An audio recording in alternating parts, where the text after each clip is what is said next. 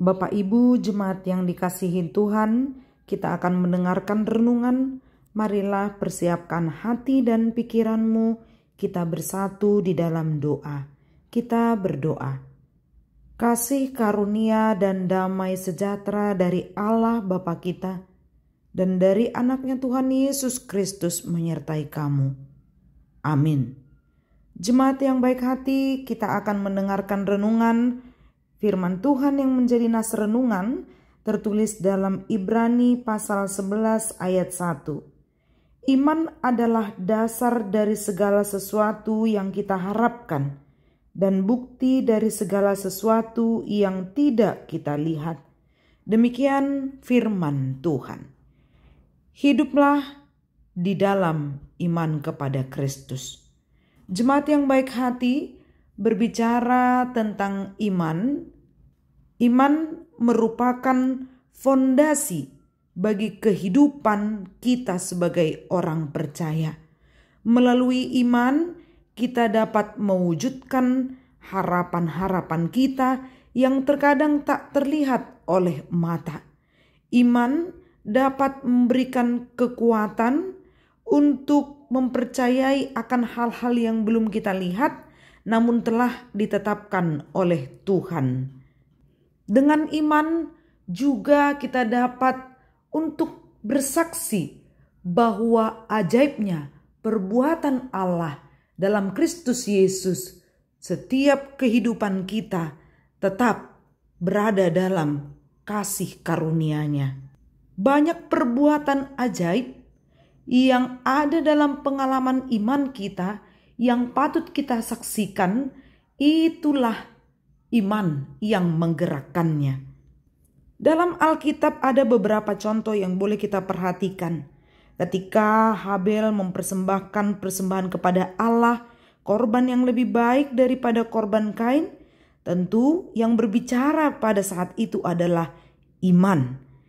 Begitu juga dengan peristiwa Henokh terangkat. Itu juga merupakan bagian dari iman. Dan tokoh yang terkenal adalah Abraham.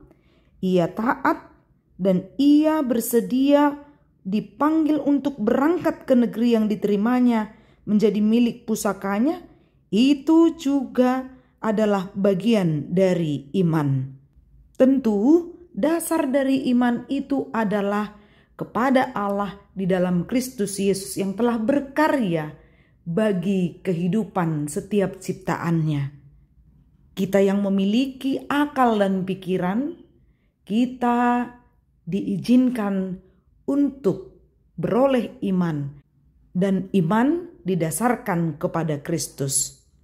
Mari kita ingat sejenak perjalanan kehidupan kita atau pengalaman iman kita.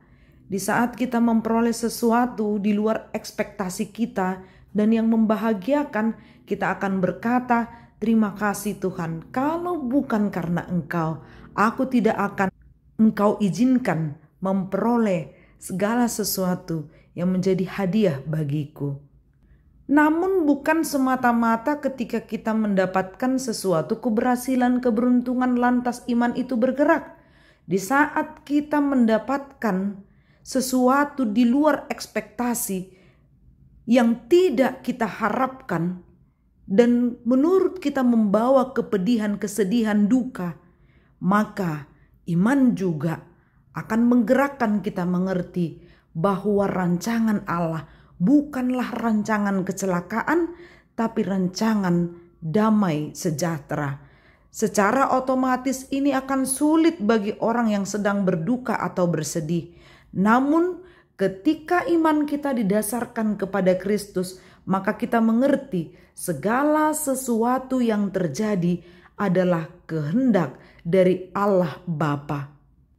Maka hiduplah dalam iman kepada Kristus supaya engkau tetap kuat dan menjadi saksi Kristus kepada orang-orang yang ada di sekitarmu. Dengan pengalaman imanmu yang sangat berharga itu, mari bagikan supaya semakin banyak orang yang beriman kepada Kristus. Maka benarlah iman adalah dasar dari segala sesuatu yang kita harapkan, dan bukti dari segala sesuatu yang tidak kita lihat. Allah akan terus bekerja di dalam kehidupan kita. Iman akan menggerakkan totalitas hidupmu untuk terus bersyukur, taat kepada Allah yang memberikan keselamatan. Dia akan meneguhkan imanmu bila kita mau benar-benar taat, percaya kepada setiap janji-janji keselamatan itu.